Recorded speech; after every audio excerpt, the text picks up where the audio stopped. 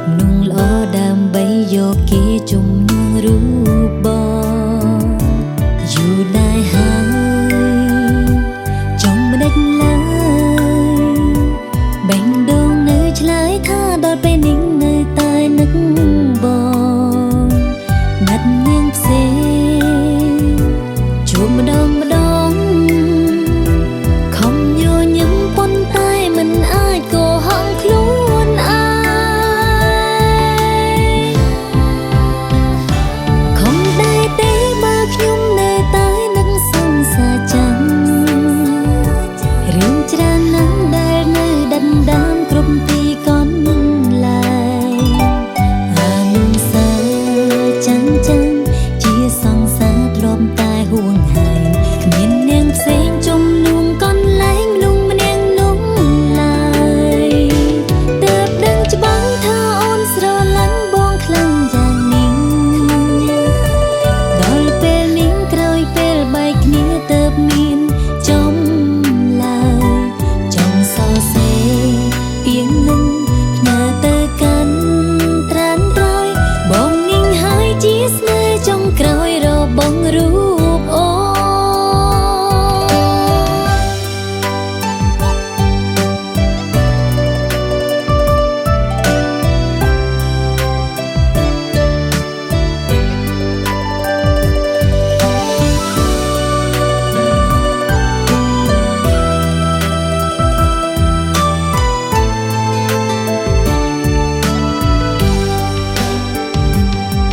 ដែរហើយ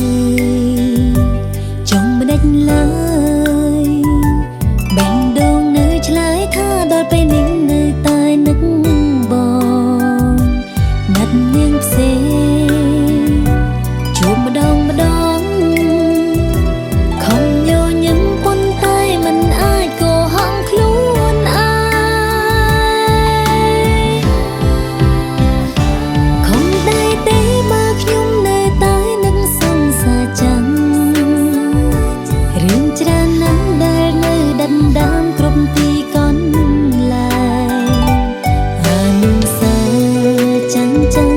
ជាសង្សារធ្លាប់តែហួងហែងគ្មាននាងផ្សេងជំនួងកន្លែងមនុស្សម្នាក់នោះឡើយទើបដឹងច្បាស់ថាអូនស្រឡាញ់បងខ្លាំងយ៉ាងនេះដល់ពេលនេះក្រោយពេលបែកគ្នាទើបមានចំឡើយចង់សរសេរពីងនឹងផ្ញើទៅកាន់ត្រានត្រយបងនាងហើយជាស្នេហ៍ចុងក្រោយរបស់រូប